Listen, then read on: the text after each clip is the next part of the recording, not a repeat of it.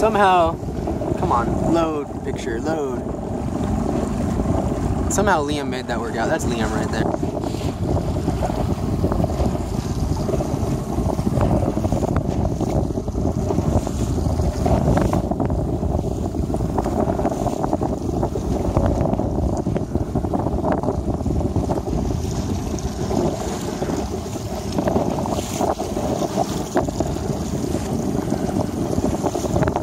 That's Liam. So Liam was on port tack at the transom of the pin end boat, which the flag's nowhere near the transom. I don't know how actually he did what he just did. I don't know how he got to where he was. I think a big part of it was there was a lot of line sag, and even though he didn't have a great start, he was right at the end of the line, so that minimized the line sag mistake. So he was automatically a lot closer than the line to the line than the guys who had good starts at the pinhead. If you're gonna start in the middle, you have to be above the sag. Looks like a big lefty right now. This guy is winning the race. This guy's crossing the whole fleet. Will Fuchs looks brilliant. Take a wind check in a second here. Huge lefty here. So we've got 230, maybe a little bit left of 230, and what's remarkable, that's not a big shift from 235, which is what the line was set square to 230, or maybe a little bit smaller of a number than 230. But when you get that far off to the corner of the boat, when you get to the corner of the course, when you get that much leverage, a 5-degree shift makes a huge difference. Okay, so you see these three guys on the left right here, just totally polished. John is this starboard boat, if I can zoom in here. That just tacked there. Come on, focus, focus. My camera's having difficulties, but John was the boat there that just tacked onto port. So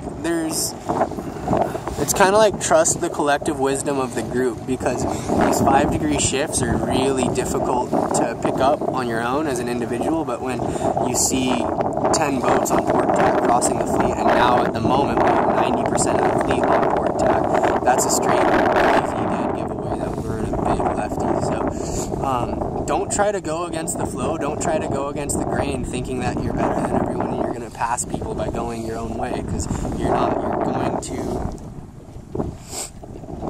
Whoever does the best job of staying with the fleet, whoever does the best job of staying on the more, what's likely to, the lifted tack, but the lifted tack is probably the more popular tack, right? Whoever spends the most time on the more popular tack is going to win, okay? And you don't pass people by doing things differently, you pass people by doing things the same, and then when people try something different, when they go off on the opposite tack as everyone else, they fall away one by one.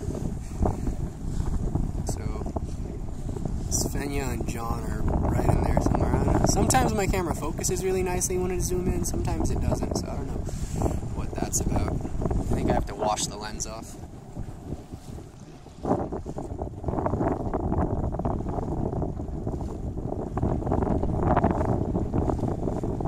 So those guys who are hard to see are people leading out of the right. So looks like a right shift's finally filled in and people are tacking and crossing out of the right. Okay, so you kind of want to sail up to leeward of them and then tack just to leeward of them. You don't want to let them cross you, okay?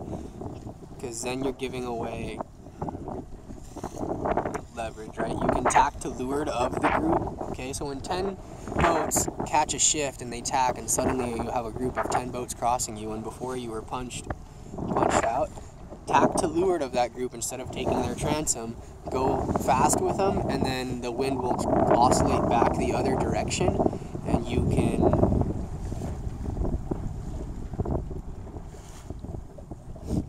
can tack back and cross them on the next shift. So it looks like that's kind of almost what just happened. A lot of those boats who were crossing on starboard have now tacked back onto port, and now it looks like we're back in a left phase. There's only one guy in the front on starboard, and I think he's losing on the headed tack at the moment. I think Liam looks good over here. but it's a very risky position he's put himself in. He's kind of leveraged himself all the way out on the side of the fleet. I don't know, my camera was focusing so well before.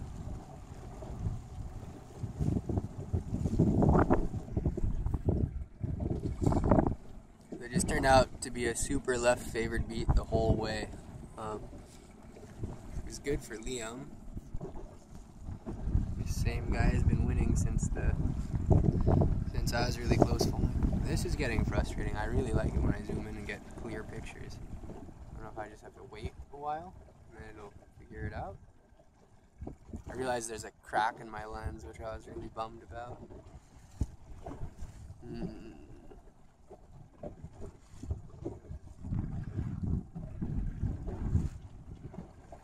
I think like it looks clear when I zoom out, right? So usually when I go zoom back in after that.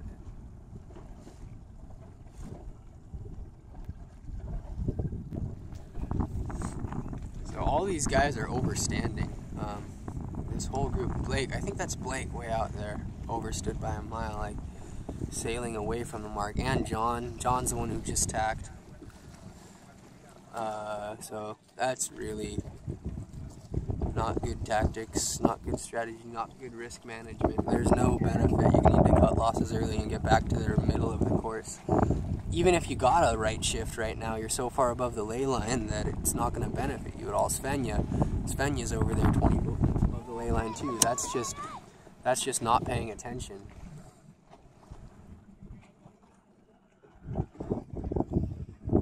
He's just very simply not paying attention. So you guys gotta pay attention.